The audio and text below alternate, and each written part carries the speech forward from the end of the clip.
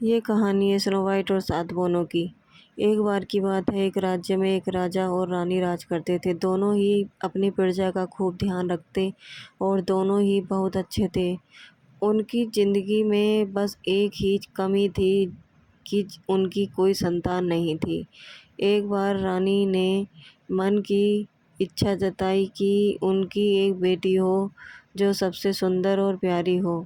कुछ सालों बाद रानी की यह इच्छा पूरी हुई और उन्होंने एक सुंदर सी बेटी को जन्म दिया, जिसका नाम उन्होंने स्नो वाइट रखा। पूरे राज्य में खुशियां ही खुशियां थीं, लेकिन यह खुशी ज़्यादा दिनों तक नहीं रह सकी।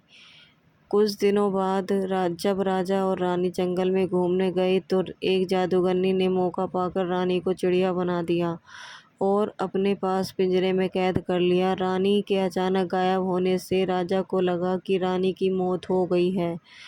राजा बहुत दुखी हुए और उन्होंने स्नो वाइट की देखभाल की, माँ के प्यार के लिए दोबारा शादी की। लेकिन जिससे उन्होंने शादी की वो वही जादूगरनी थी जिसने रानी को चिड़िया बनाकर कैद किया था। उस जादूगरनी ने रूप बदलकर राजा के साथ शादी की थी। उसकी चिड़िया को देखकर स्नो वाइट बहुत खुश हुई और उसने वो चिड़िया उससे मांग ली, इस बात से अनजान कि वो चिड़िया उसकी माँ है। स्नो वाइट उसे बहुत प्यार से अपने पास रखती। उस जादूगरनी को स्नो वाइट के रूप में से बहुत जलन थी। वो चाहती थी कि पूरी दुनिया में सबसे सुंदर, सबसे खूबसूरत वही हो। उस जादूगरनी के पास एक जादुई आईना था, जिससे वो हर रोज पूछती कि सबसे सुंदर कौन। हर बार आईने ने जवाब आता आईने की तरफ से, रानी आप तो सुंदर हैं ही, लेकिन स्नो वाइट आपसे भी ज़्यादा सुंदर है। यह सुनकर उसे बहुत गुस्सा आता। एक दिन उसने फैसला कर ही लिया, स्नो वाइट को मार डालेगी। इसके लिए उसने एक मंत्री को बुलवाया और कहा, जाओ जाकर स्नो वाइट को मार डालो। मंत्री डर गया और स्नो वाइट को जंगल में ले गया, लेकिन उसने उसे मार न सका। उसने स्नो वाइट को सारी बात बताई और उसे भाग जाने को कहा। स्नो वाइट बहुत दुखी हुई और वहां से भाग गई। मंत्री ने वापस आकर झूठ बोल दिया कि उसने स्नो वाइट को मार दिया है। जादूगरनी रानी बहुत खुश हुई। उधर स्नो वाइट जंगल में भटक ही रही थी उसने कि उसकी नज़र एक छोटी सी झोपड़ी पर गई। वो उस झोपड़ी में चली गई। वहां उसने देखा कि बहुत छोटी-छोटी 7 प्लेट लगी और उसमें कई तरह के भोजन हैं। स्नो वाइट को भूख भी लगी थी, तो उसने हर प्लेट में थोड़ा-थोड़ा भोजन कर लिया। फिर उसकी नज़र वहाँ लगे 7 बेड पर पड़ी। स्नो वाइट को नींद भी बहुत आ रही थी, तो वो आराम करने का सोचकर एक बेड पर लेट गई। लेटे-लेटे उसे नींद आ गई और वो सो गई। तभी थोड़ी देर बाद 7 बौने आए। उन्हें अंदाज़ा लग गया था कि वहाँ कोई आया है। जैसे ही उसकी नज़र स्नो वाइट पर पड़ी, उसकी खूबसूरती देख बौने उसे देखते ही रह गए। तभी स्नो वाइट की नींद खुली और उसने डरते हुए बोनों को सारी बात बताई। बोने उसकी बात सुनकर चौंक गए। उन्होंने कहा, स्नो वाइट अगर तुम हमारे लिए अच्छा खाना बनाओगी और हमारे घर का ख्याल रखोगी तो तुम हमारे साथ रह सकती हो। स्नो वाइट ने उसकी बात मान ली और खुशी खुशी रहने लगे। एक दिन उस जादूगरनी रानी ने फिर से जादुई आईने से पूछा कि सबसे सुंदर कौन। इस बार वो बहुत खुश थी कि स्नो वाइट के मरने के बाद आईना उसी का नाम लेगा, लेकिन अफसोस ऐसा कुछ नहीं हुआ। आईने ने फिर कहा, रानी आप हो सुंदर, सबसे सुंदर, लेकिन आपसे भी सुंदर है स्नो वाइट। रानी यह सुनकर हैरान रह गई और सारी बात समझ गई कि मंत्री ने उसे धोखा दिया है। फिर आईने ने उसे बताया कि स्नो वाइट बौने की झोपड़ी में रहती है।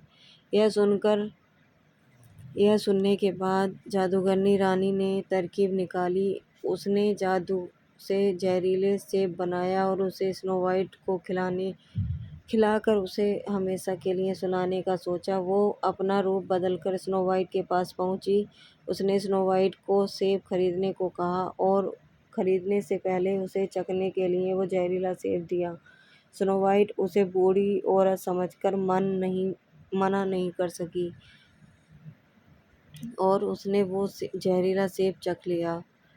सेब चखते ही स्नो वाइट की तबीयत बिगड़ने लगी और उसे बीच में वो जादूगरनी अपने असली रूप में आ गई और स्नो वाइट के सामने हंसने लगी। स्नो वाइट अपनी सौतेली माँ को देख हैरान रह गई और गहरी नींद में चली गई। उसके कुछ देर बाद ही वहाँ बौने आ गए और स्नो वाइट को वहाँ पड़ा देख वो दुखी हो गए। उन्हें लगा कि वो स्नो वाइट उन्हें हमेशा के लिए छोड़कर चली गई। उन्होंने उसे दफनाने का सोचा लेकिन उनका मन न माना और उन्होंने उसे एक शीशे के ताबूत में रख दिया। तभी वहाँ राजा के दोस्त का बेटा जो कि एक राजकुमार था वो आया। स्नो वाइट को देख वो चौंक गया और बहुत दुखी हुआ। उसने बोनों से स्नो वाइट के बारे में पूछा और दुखी होकर स्नो वाइट को ताबूत समेत अपने साथ ले जाने के बारे में पूछा। सारे बौने दुखी हो गए। उन्होंने ताबूत का शीशा खोला और राजकुमार ने स्नो वाइट पर प्यार जताते हुए उसके हाथ को चूमा। इतने में स्नो वाइट को होश आ गया। स्नो वाइट ने सबको अपने सामने देख सारी बात बताई। सब समझ गए कि जादूगरनी सौतेली माँ की वजह से ही ऐसा हुआ है।